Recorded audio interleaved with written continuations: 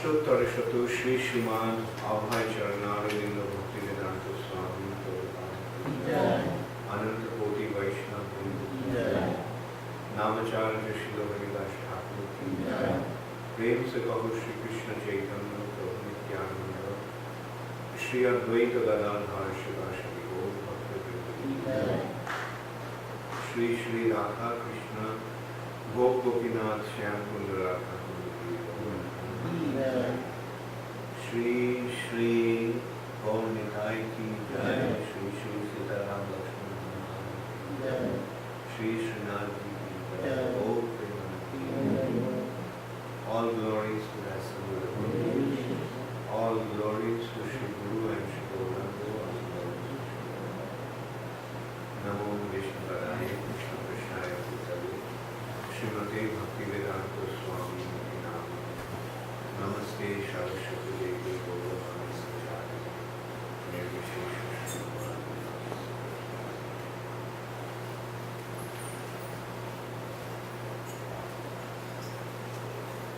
Om Namo Bhagavate Vasudevaya. Om Namo Bhagavate Vasudevaya. Om Namo Bhagavate Vasudevaya. Om Namo Bhagavate Vasudevaya. Om Namo Bhagavate Vasudevaya. Om Namo Bhagavate Vasudevaya. Srimad Bhagavatam, 10th Canto, Chapter 88. Text 17. This chapter is entitled as Lord Shiva saved from Vikashura. Iti Adishtas Tam Asura Upadhava Swa Kedara Atma Rabbena Juhano Agni Mukham Haram Ittadishtas Tamasura Upadhavat Sagatrataha Kedara Atma Pravdena Juhanogni Mukham Haram Ittadishtas Tamasura Upadhavat Sagatrataha Kedara Atma Pravdena Juhanogni Mukham Haram Ittadishtas Tamasura Upadhavat Sagatrataha Kedara Atma Pravdena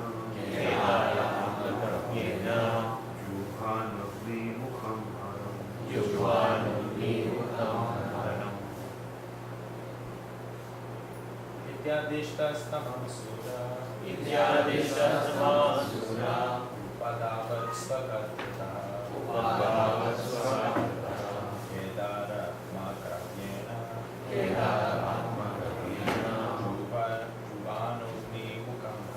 Juhanogni Mukham Haram Ityadishtas Tamasura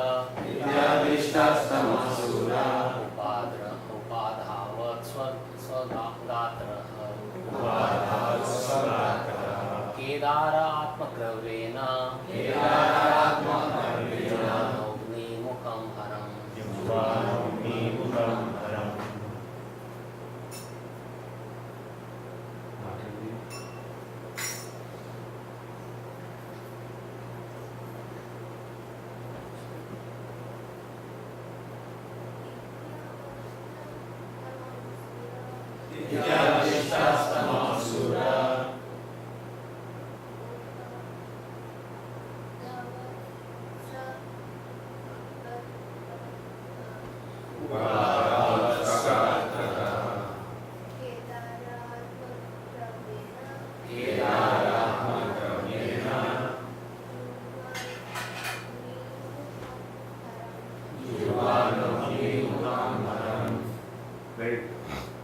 Thank you. Yeah, well, it's difficult to read from there, right? Iti, thus, adishtaha, instructed, tam, him, Lord Shiva, asuraha, the demon, upadhavat, worship, swa, his own, gatrataha, from the bodily limbs, kedare, at the holy place of Kedarnath, atma, his own, krabdena, with the flesh, jubhana, offering oblation, agni, the fire, mukham, whose mouth, haram, Lord Shiva. Sukadeva Goswami continued, thus advised, the demon proceeded to worship Lord Shiva at Kedarnath by taking pieces of flesh from his own body and offering them an oblation into the sacrifice, into the sacred fire, which is Lord Shiva's mount. So, let's just read the next few verses. Very little purport.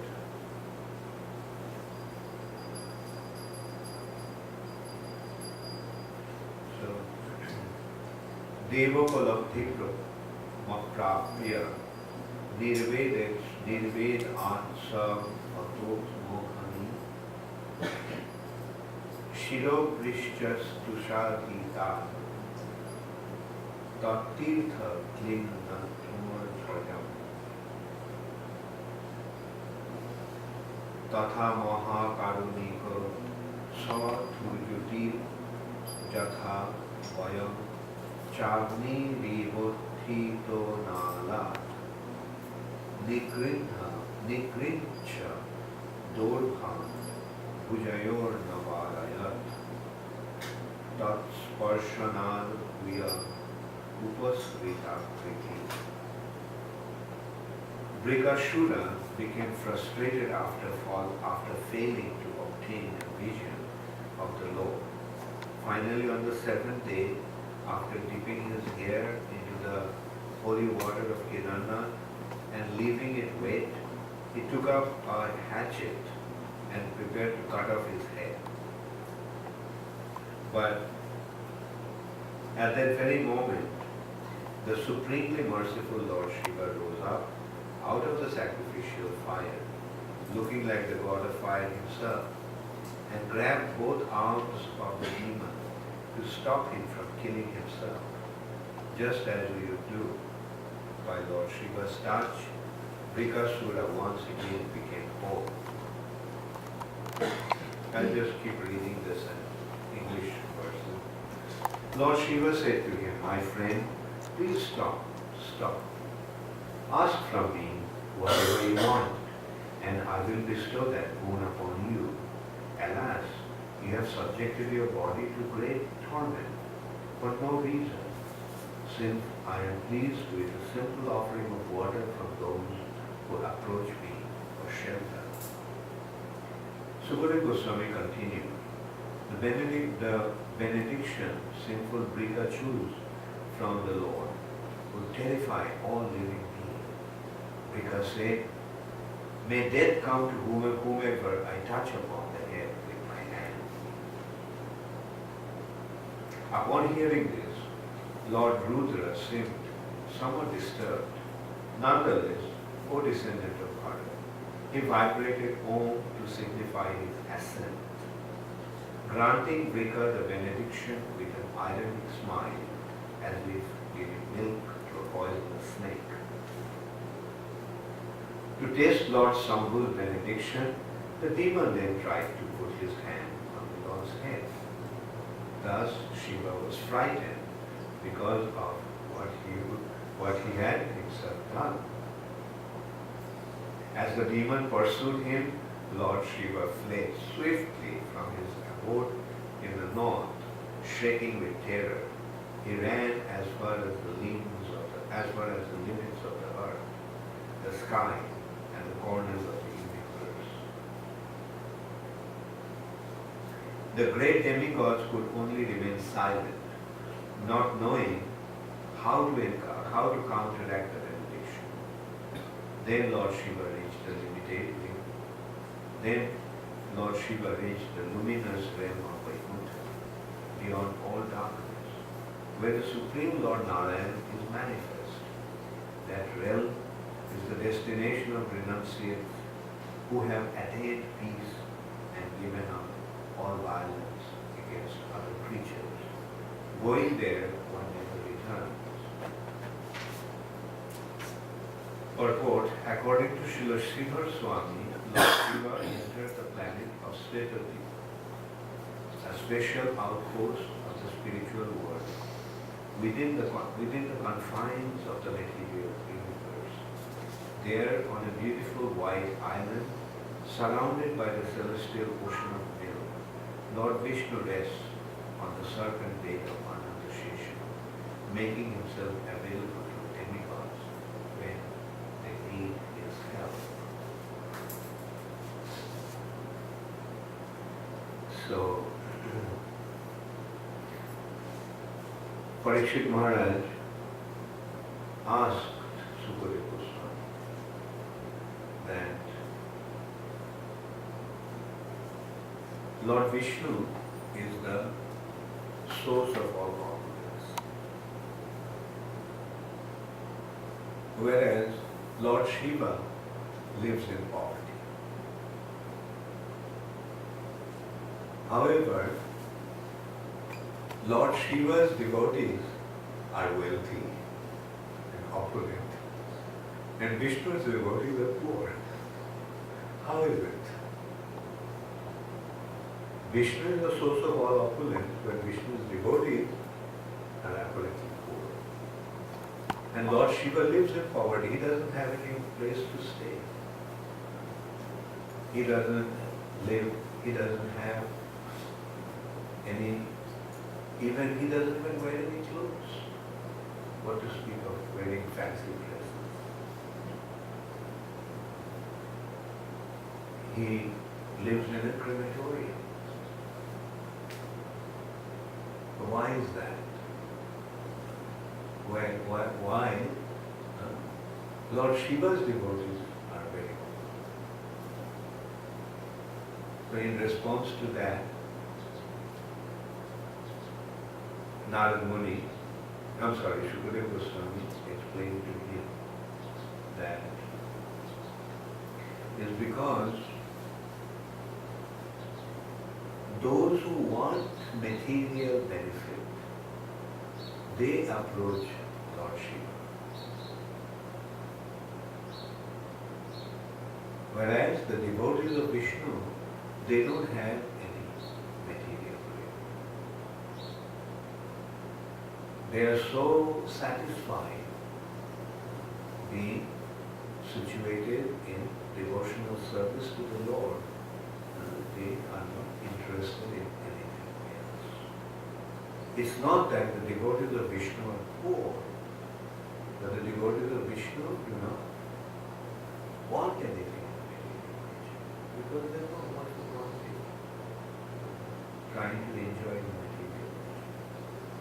Because material nature is not a place of enjoyment, but material nature is a place of misery. And in this context, he also mentioned that actually those who are in the modes of material nature, those who are affected by, those who are influenced by the mode of material nature, especially passion and ignorance, they worship the demigods, even in goodness. Three modes: those who are in the material nature, those who are affected by the modes of material nature, they worship different demigods, including Lord Brahma and Lord Shiva. Whereas those who have transcended the material nature, they worship Vishnu. So that is the secret. And here we also have to consider another thing, that Lord Shiva has accepted voluntary poverty. Because Lord Shiva also is a devotee of Vishnu. Because he is a devotee of Vishnu, he is not interested in material. Other demigods are interested in material, but Lord Shiva is not, because Vaishnavana Jathashram. Among all the Vaishnavas, Lord Shiva's position is very, very special. And then he pointed out that how the demons actually want to worship Lord Shiva, or they worship Lord Shiva, try to please him simply in order to get some benediction from him. So there was a demon called Brikasura. And this Brikasura approached Narada and asked him, please tell me, who is the easiest one to please? So Narada to get a benediction. Narada said, Lord Shiva gets very quickly pleased. So Brikasura then went to Kedarnath, the place of Lord Shiva in Himalaya. And in order to please Lord Shiva, he started to perform some terrible sacrifice. What was it doing? He did a fire. Sacrifice means where you offer something for the pleasure of the personality who is the object of your sacrifice.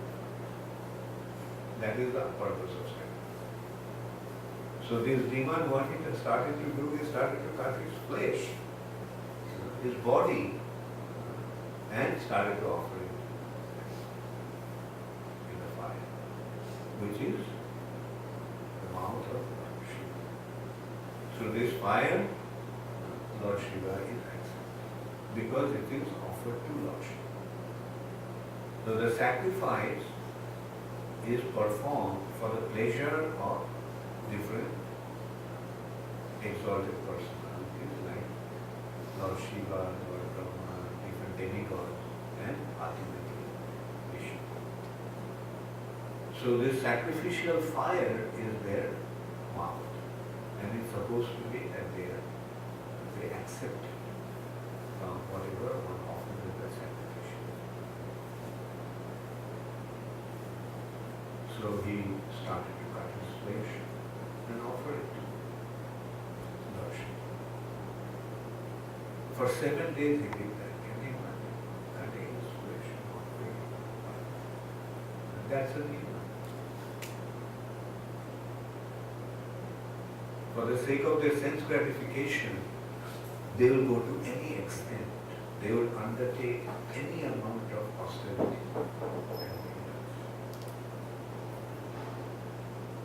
So he was offering his own flesh.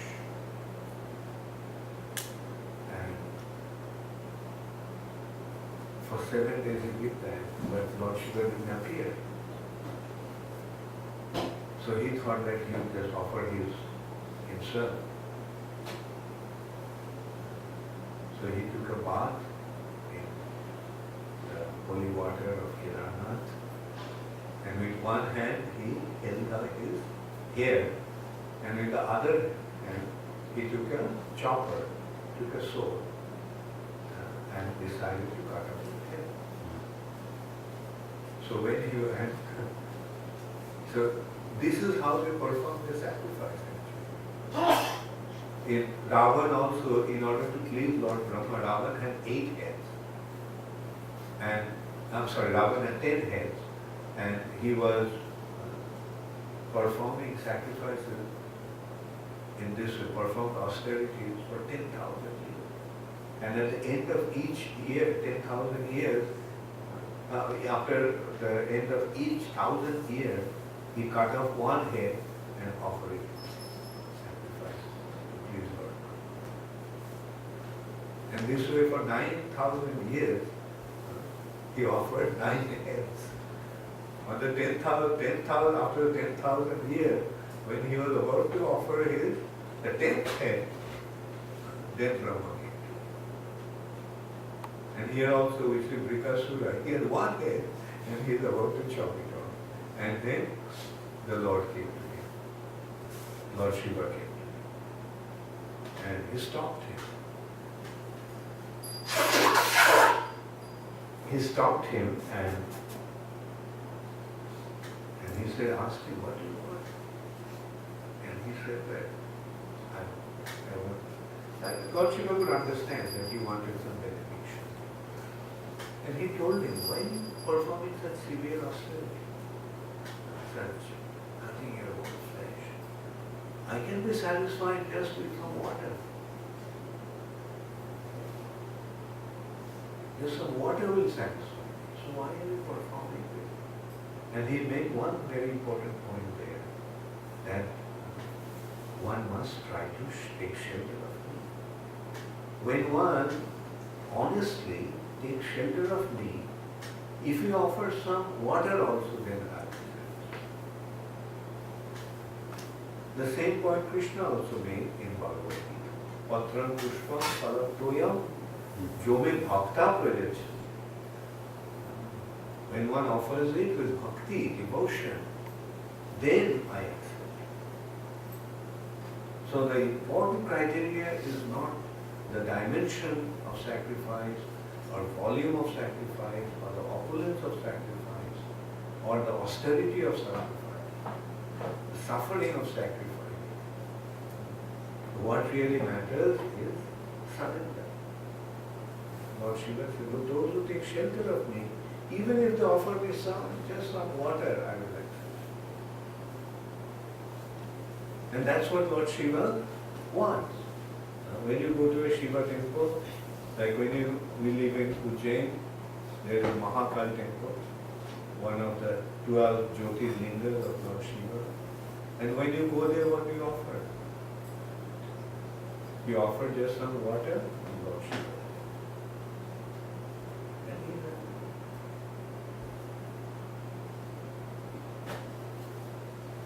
So, that is how one must approach an exalted personality like Lord Shiva with that mode of surrender.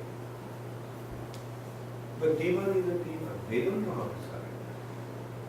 What is a demon? A demon is a person who thinks that everyone else will surrender to him. That is the difference between a devotee and a demon. Devotee surrenders himself to Krishna and his devotee. Devotee is naturally surrendered to Lord Shiva because Lord Shiva is a devotee. So, devotees are naturally surrendered to the Supreme Personality of Godhead and his devotees. But the demons don't want to surrender to anyone. They simply want to control. They simply want everybody else must surrender. They are not going to surrender.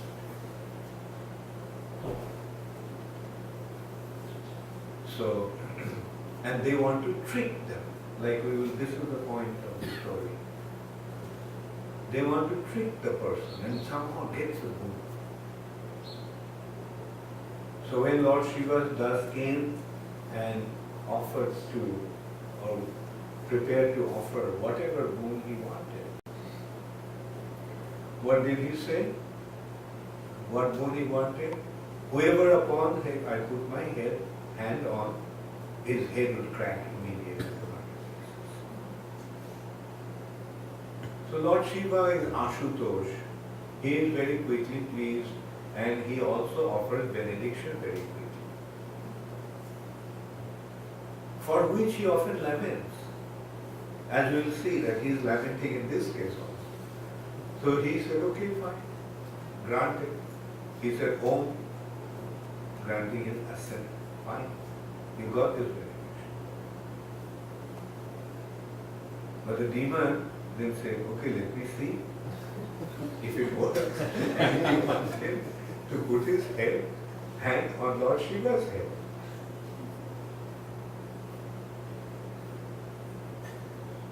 Lord Shiva ran out of this difficulty to stay, to run, he ran away in order to be away from this difficulty. And nobody could help him. Even the demigods could help him. Because the demigods are also baffled that he granted the boon. So it's going to happen. If he put his hand on Lord Shiva's head, Lord Shiva's head will crack into pieces. Anyway, nobody could come to any place. Jai Shri Sitaram Lakshman Hanuman ki Jai. Jai Shri Srinath ki Jai.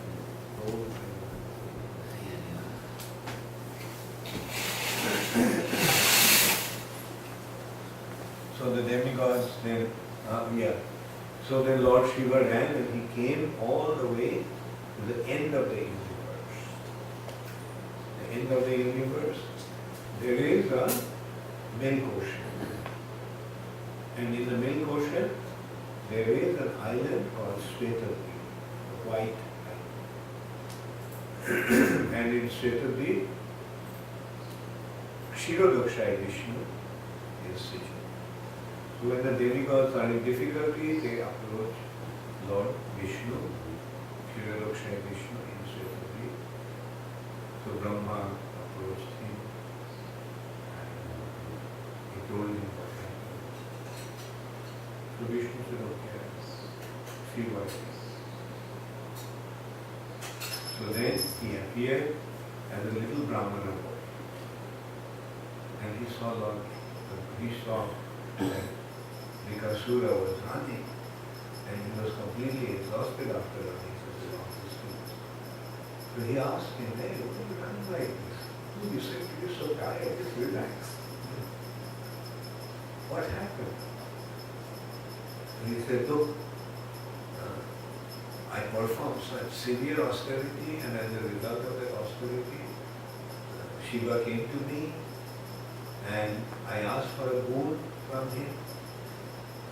That whosoever I placed my hands on, then his head would immediately crack into. The Brahman, that little boy, started to laugh. He said, can anybody give such a thing? And no, he said that, and to check whether it works, I wanted to put my hand on Lord Shiva's head, and you see he's running away. He gave me the boon. I have to see whether it works. And there was nobody around, so he was the only one. So I wanted to put my hand on and he ran with me. So the Brahmana boy, Vishnu, said that it's not true. He can't give up. And see, you put your hand, see, try it out. But at that time, what actually worked? Lord's Yoga Maya. Bewildering. And because of his bewildering potency, Vikasura lost his intelligence. And he put his hand over his head and that cracked into nothing.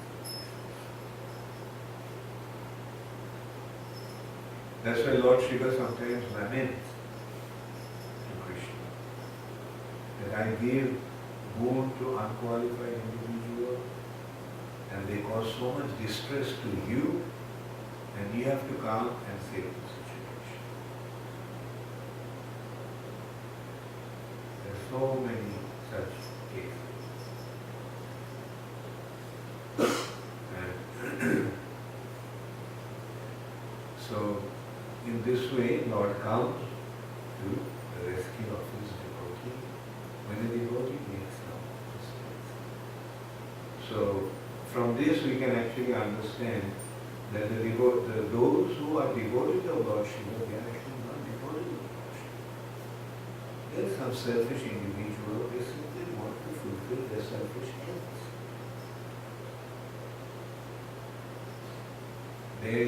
He approached Shiva not to please him. He was trying to please Lord Shiva, not to really please him, but to get some benefit of it, to fulfill his own whimsical desire. So that is the difference between the devotees of Brahma and Shiva and other demigods and devotees of Krishna. Devotees of Krishna, they are free from all kinds of material. Anashakta Shukisha. Bhakti Parishan Virakti. As one develops his attachment or bhakti to the Supreme Personality of Godhead, he naturally becomes detached from all material.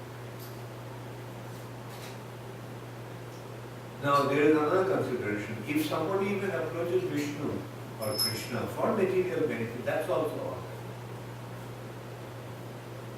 Because eventually they will become free from that desire and develop pure devotion to Krishna. Which verse justifies that point? Who remembers? Artha, Artharthi, Jigyashu, Chaturvidha, Bhajante Ma, Jana Sukritina. Artha, Artharthi, Jnani, Jigyasu, Jnani. So these are the four types of people. They approach Vishnu. Artha, meaning being in distress. Oh, please save me from this distressful situation. Artharthi, give me money, give me money. That's also Artha. Jigyashu, being inquisitive or being situated in knowledge. That is also alright. Prabhupada says that as long as you approach Krishna, that is fine. As long as you approach Krishna, even if you have material, those material desires will go away and pure devotional service. Whereas that won't happen in case of the demigod worship. They approach them for some material benefit, they get it, they forget the demigods, and that's it. Whereas the difference with Krishna, when one surrenders to Krishna, Krishna holds himself responsible. And Krishna rectifies. Oh, you have surrendered to me? Okay, now you are under my custody. I have to take care of you. And in this respect, there comes that. Sukadeva Goswami pointed out that when Krishna, like why Krishna's devotees are the way they are. Because when somebody surrenders to Krishna, then Krishna takes away all his material items. Jasyaham anugrinhami harisheta. Upon whom I bestow my mercy, very quickly I take away all his wealth. And when he loses all his wealth, then what happens? Then all his family members and friends, everybody rejects him. He is useless. There is no need to be with him. And this is how his attachments are. He begins to see that all the people that he thought to be so important, they were not, they didn't care for him. All they were interested about was his money. So now that his money is gone, nobody wants to even bother about it. So in this way, Krishna forces him to become detached. And then when then he sees that his real friends are his devotees. Then they begin to recognize the value of the devotee association. They become attached to the devotee. They begin to spend time with the devotee.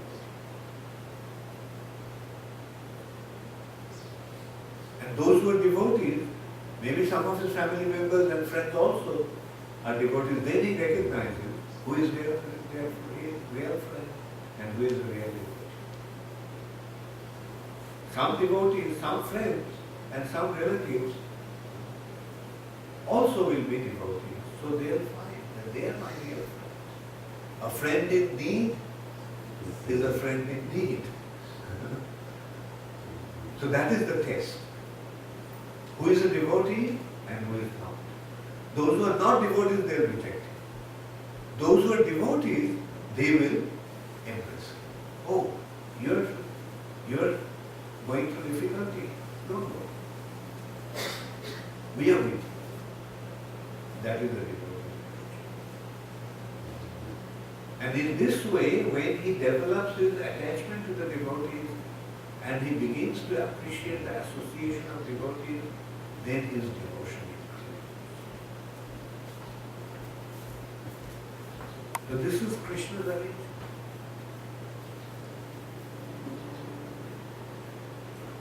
Krishna takes away Varishya Pradhanam Sadoi for a better purpose. And then then Krishna bestows his causes. Therefore, to become a devotee should be the ultimate goal of life. Because through that, one achieves his ultimate perfection. The ultimate purpose of our existence becomes fulfilled by surrender. So time and time again, that point has been established through the Vedic scriptures, especially Srimad. Hare Krishna, Gaur Premanande, Devotional Service Ki, Shri Shri Gaur Nitai Ki, Shri Shri Sitaram Lakshman Hanuman Ki, Shri Shri Gopal Ji Ki, Srinath Gaur Premanande. Does anybody have any question? Does anybody have Shranshami Krishna? By seeing this history, some devotees may think that Lord Krishna, if I have to approach, I have material desires. And he will make my mind, by some Shakti, he will transfer my mind not to obtain that. So why we should go and worship Krishna? By seeing the history, that may be a thought in mind of certain people who would be deterred from going to Krishna. That he just changes your mentality and... Yes, good, very good point. Yeah. You see, it is not that as soon as you approach Krishna, Krishna takes everything away. Rather, when one becomes qualified, then Krishna takes away. When one reaches some maturity. Because, you see, just like a father won't give a big burden on the back of the son when the son is barely able to walk. When the son's legs become strong, then in order to make him stronger, the father puts some weight on his back. Okay, run. Right?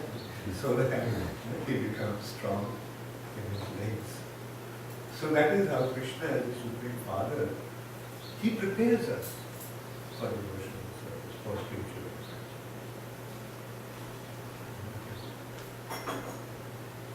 Yes? You mentioned that those who are generally affected by the modes of material nature tend to worship the demigods, whereas devotees of Lord Vishnu have transcended the modes of material nature. I think I remember reading in the first canto early on that it went by the three modes and it said those who are in the mode of goodness worship Lord Vishnu. So is this still, is that just not on the level of pure devotion? Do they worship him for some material benefit still? Yeah, very good point. So that worship of Vishnu in the mode of goodness is the beginning point, is the starting point. But when he develops his devotion, then he will even transcend the mode of goodness and come to the pure Supreme Sattva. Whereas in mode of goodness, one can also worship demigods. Demigod worships are often in the mode of goodness. For mode of goodness means to become properly situated in the material nature and achieve liberation. In mode of goodness, one is actually aspire. You see, mode of passion, one is trying to enjoy. Mode of goodness, one is trying to become free from material. And then in the Sutta Sattva, in this, Krishna's pleasure.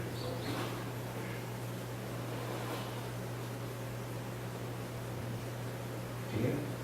Your starting point, but you see, in mode of goodness you can worship the demigods, or you can worship Vishnu. That aspect of Vishnu also is a demigod. For some, yes, some material benefit going to the heavenly planet, enjoying the mode of goodness. But then, if one approaches Vishnu, even though in the mode of goodness, will eventually transcend the mode of goodness also and come to the pure. Because in the material nature there is no pure goodness, it's mixed goodness. There is goodness but mixed with passion.